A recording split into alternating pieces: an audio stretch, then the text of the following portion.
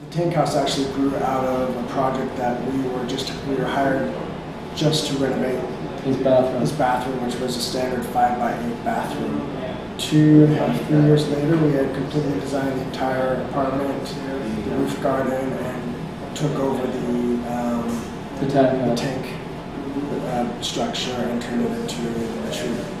I mean, it's sort of reusing existing urban fabric. So the older and the bigger the city, the more chance you have of doing that kind of thing, because it becomes redundant and it becomes also needing a new use. Also, in the city, there's your real estate is limited, so you're trying to capture as much real estate as possible. It's not a very big space. It's about internally it's about 11 feet around. Diameter.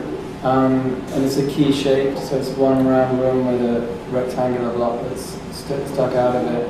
And it was all just a brick house built around a giant cast iron sprinkler tank that had to be disassembled. And then they had to be taken down through this loft building, so they had to be cut into small enough pieces for 2 men to carry off the roof and then out down the fire escape to the service elevator and out of the building. So that was kind of a real process. And then obviously it wasn't built to be a lived-in structure, so it was a very poorly built masonry structure with a tar exterior.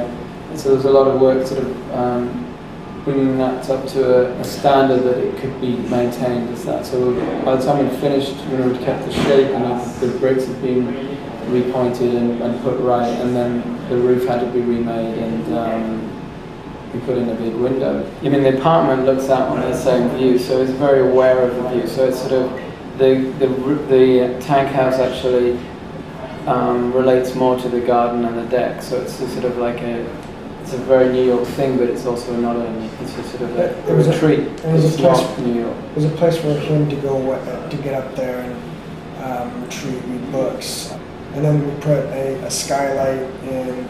But you can't tell that it's a skylight, it's just a hole. We love James Turrell and just this kind of idea of just looking up to the sky. So there's really 2 viewing points, up to through the skylight and out. And the rest is just, it's just a beautiful space.